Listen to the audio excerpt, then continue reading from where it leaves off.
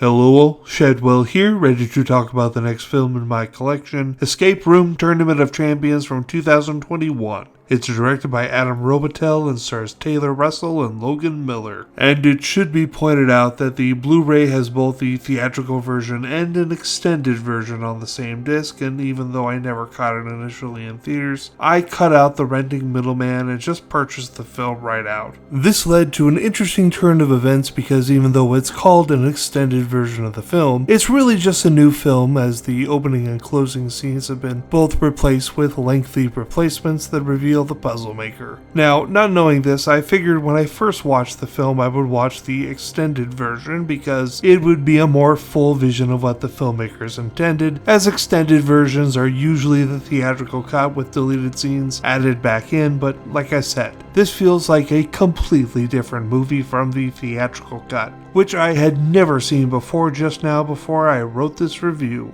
But I gotta say that neither version is as good as the first Escape Room was. But if I had to pick a favorite, the clear winner would be the theatrical cut. Although I don't remember the extended cut totally, I do remember not liking it quite a bit. At least with the theatrical cut, you get a surprise that I don't want to reveal here because it's a really good surprise and I want you to be able to enjoy it fully. Even though this film isn't as good as the first, I do gotta say that never during the games do the participants turn on each other as happened in the first film, which was one of my biggest gripes about the first one, so it's nice to see that they patched that up. However, we have to talk about that title because either you call yourself Escape Room Tournament of Champions, or you get a character questioning if these new games are a Tournament of Champions. You don't get to have both filmed because it makes you look and sound really stupid.